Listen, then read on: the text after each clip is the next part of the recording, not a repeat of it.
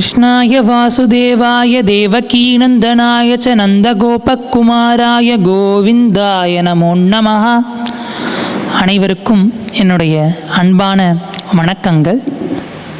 மார்கழி மாதத்தின் 14வது நாளாகிய இன்று கோதை நாச்சியார் அருளி செய்த பாசுரத்தில் 14வது பாசுரத்தை பற்றி நாம் சிந்திக்க இருக்கின்றோம்.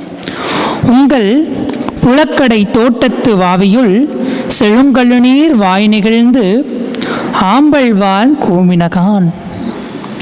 மலர்கள் எல்லாம் மலர்ந்திருக்கின்றன.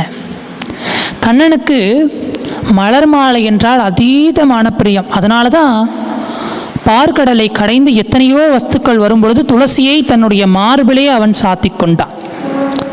அந்த மாயக்கண்ணன் என்ன செய்தான் தெரியுமா? ஒரு தரம் ஸ்ரீமால் ஆக்காரர் என்று ஒருவர் இருந்தார். அவர் கம்சனுடைய அரண்மனையிலே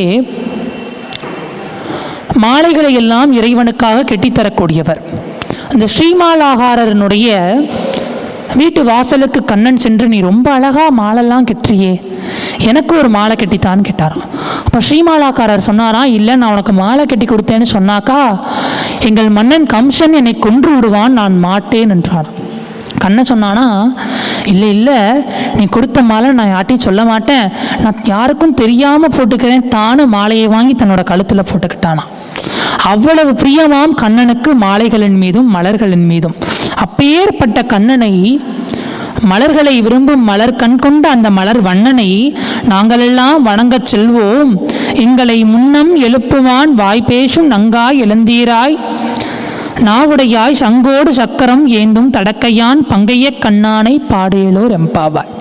இப்பேற்பட்ட கண்ணனை பாடுவதற்காக நான் தான் உங்களை எல்லாம் வந்து எழுப்புவேன் என்று நீ கூறினாய். ஆனால் நீ எங்களை துயில் எழுப்பாமல் நீ துயின்று கொண்டிருக்கின்றாயே, விரைந்து வா என்று இந்த பாசுரத்தை மிக அழகாக கூறுகின்றார். நாளை 15வது பாசுரத்தில் சந்திப்போம்.